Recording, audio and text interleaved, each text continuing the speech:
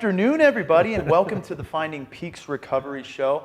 I have two great friends here, Angela Lopez, who's a personal friend of mine and also a professional that works with Peaks Recovery, and then my man, Mr. Jay Freeze. Happy to be here today, happy to have this group together. Really excited about the topic of conversation today, which is we're just going to open it up with big hearts, big smiles, and kick it over to my man Jay. But what I'm going to say really quickly is these two have had a relationship, a clinical relationship, before they had a personal relationship. And so we just kind of wanted to start today's video talking about some of those early stages of Angela's recovery, or even before she ended up getting sober this time, and some of his early stages as a new clinician coming out of school and working with someone like Angela. So we're just going to get this thing going and talk with Jason first, and just what was that experience like, or what is the experience like to see a professional, a person in recovery with integrity who has helped a tremendous amount of people not only get well, get clean, but be a connector in the community, seeing where you saw her initially and then getting to see her now. What is that like for you? And great question, Chris. I think, we were talking before the show started, as we do, and I was really reflecting on the day Angela tracked me down, which was what, 5 years? 5 years ago, probably, 4.5 or 5 years ago. And I had known her, like you said, from even many years before that, when I had less gray hair and I had more hair. I apparently dressed terribly, but but I do think that day I remember I was downstairs at our center in our women's program at the time, and Angela had tracked me down, and I hadn't talked to you. I don't know how long. Like 10 years, maybe. 10 years, probably. But you'd really made a huge impression on me, and so when you looked me up, I was eager to see you. And honestly, it's one of the most rewarding things of being a counselor at times is when people kind of track me down the road and are like, I'm doing well on my journey, even if it didn't have its stumbles along the way. But I just remember you walked in and you had this beautiful little girl that could barely walk, and I obviously knew right away you were doing well because of your presence and who you were. And I remember even on that day, Angela, like I was hoping that one day you would work with us. And were you working at a different program at the time? I can't remember. I wasn't quite yet, but soon after you and I met, then I started working in treatment at a different program. Yeah. At an entry-level technician job. But I think through my experience with you, but also feeling that you cared for me back then, and you never pushed me away or said you're doing this wrong. You just met me where I was. And I think that along with other people in my recovery journey made the most impact, that, oh, I know how to care for people. And I think that's kind of what sparked my interest in wanting to work in treatment, that if there's anything I knew how to do, it was care about somebody. Yeah, and how, share how we met. Do you want to talk about that? So we met when I believe I was 17 years old, 17 or 16. Yeah. And at the time, it was very early on in my addiction. So I'd only been using for maybe a year or two at the time. I also struggled with eating disorders. I had terrible relationships with men. So I was just kind of all over the map. I wouldn't listen to my parents. My mom lived out here in Colorado. My dad lived in Vegas. And so I definitely used that dynamic to my advantage to get what I wanted, and which really put me in a position of not being able to accept help because there was a way out. So my mom contacted you, and I started seeing Jason individually. Who do I talk to? You? Okay. Talk to me, yeah. I started seeing you individually. Yeah. And I think at the time I was nowhere near ready, even admitting that I had any kind of problem. I was in a relationship that was unhealthy at the time. Him and I were using together, and so again, I had a way out from looking at my problems. So you tried your best, and you're. I did. I gave it the Good old college college shot. try. Yeah. You did. Yeah. You know, and I had wonderful family support. Yeah. I just wasn't willing to look at my own problems. So, you know, your recommendation time after time was you need to go inpatient. Yeah. And I was just not having it. I think I even remember you bringing my parents into our session and sitting us all down and saying, this is what's happening. And as soon as I saw everybody, I was out. I left the office. I was like, nope, not doing this. Skirt. Yeah. So I left, and yeah, that's how we first met. And then I think from there, we lost contact. I went back to Vegas. Yeah. And that's really where, you know, I really dove deep into my addiction from there. That makes sense. Yeah. And I love that too, because we're talking trauma-informed before it was cool right there. And that's Yeah. that's what I saw there. And I think, you know, there was a tremendous amount of intensity in the field 10 years ago to say, let's lock her away and throw away the key, and let's Yeah. tell her the decision she's making is wrong, and let's draw a hard line in the sand, and let's make sure she loses everything, and just to get her into treatment. But what you did and what she spoke to was you just let her know that she has a seat here no matter what. And whenever you're ready, I'm going to be here. And I tend to believe it's through a lot of interactions like that that recoveries are built Yeah. and it becomes safe. So I just wanted to say that it was trauma-informed before it was cool, Yeah. you know? And I think that was impactful to me because at the time, I didn't really have anything. I didn't really care about anything in my life that I was scared of losing. So I was comfortable having nothing. And I think that the part that was hard for me was letting somebody care for me, Yeah. because had I let that happen, there's endless amount of people that would have. I just couldn't see that in myself, that I was deserving of that yet. So I think that maybe is why I remembered you even years and years later, was that feeling that like, oh, he cared for me when I didn't even give a shit about myself. Mm. Yeah. Yeah. And planting I that really seed. get a little teary if you keep talking like that. It's true. It's really powerful. And it is weird to me because like I do remember it like it was last week, like when you were over there, and then we'll talk about kind of then how did you get sober? You don't have to, I know you probably talked about that in here a little bit before, but like how did you get sober? And then I do want to ask some other questions about now then too. Sure. So what happened from there, I went back to Vegas and my life just took a dive. Yeah. I was in a relationship that was very unhealthy. So between, you know, the codependent dynamic that we had, I'm not sure what came first, really, my addiction to him or the addiction to drugs. Fair. And so eventually I found heroin, and I had tried to get sober.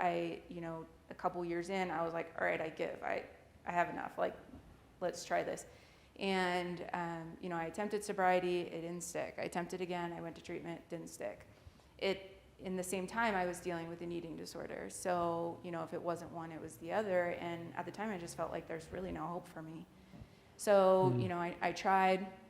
And then when I was 19 years old, my ex-boyfriend, he passed away from an overdose. And I think that that's what made me realize that I wasn't invincible, and also made me feel like I had nothing left to live for.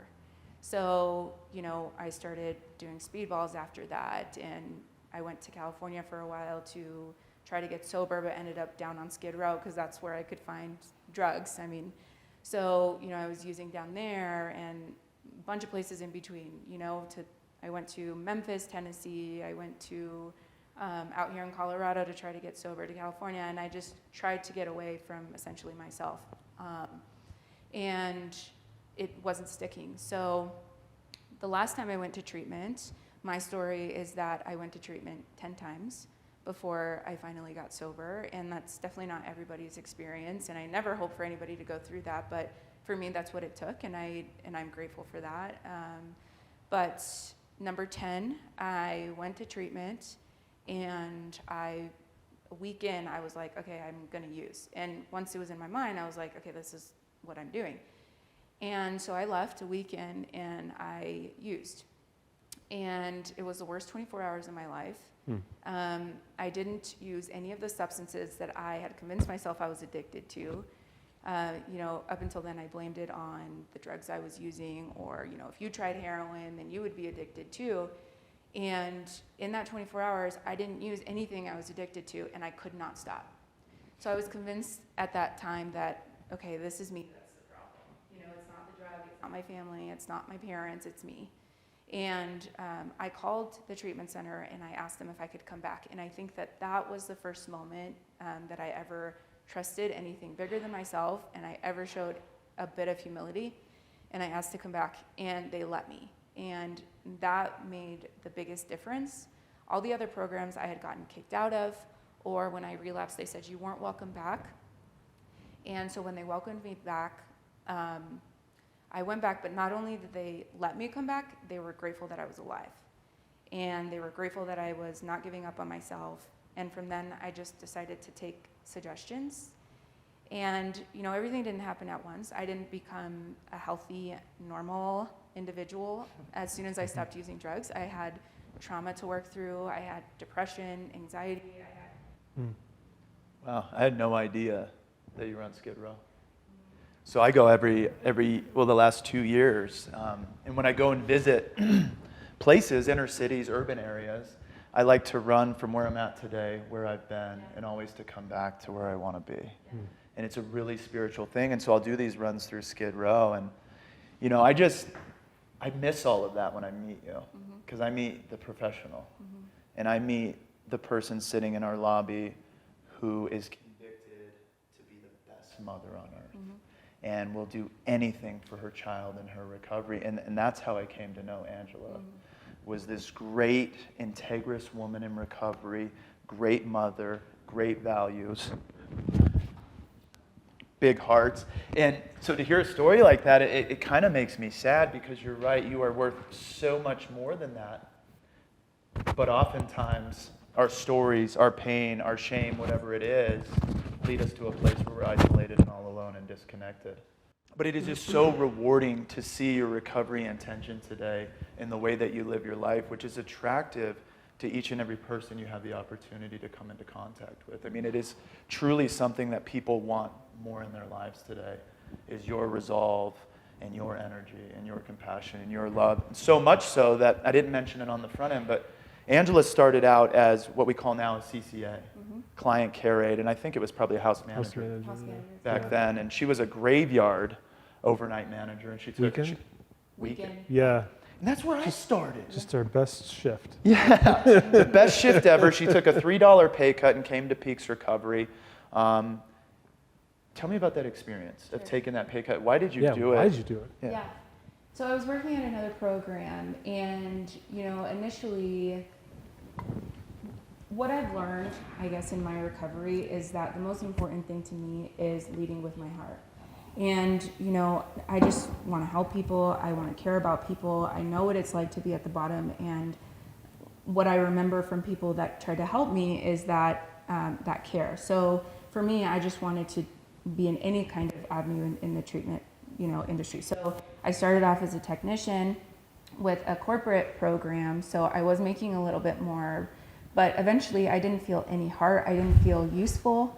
I felt like I just handed out cigarettes and that was it. So I was like, okay, this is just not for me. And it was like, okay, this is $3 more, but at what cost? And the cost was at me not feeling useful and really feeling drained by helping people. And that's never my hope.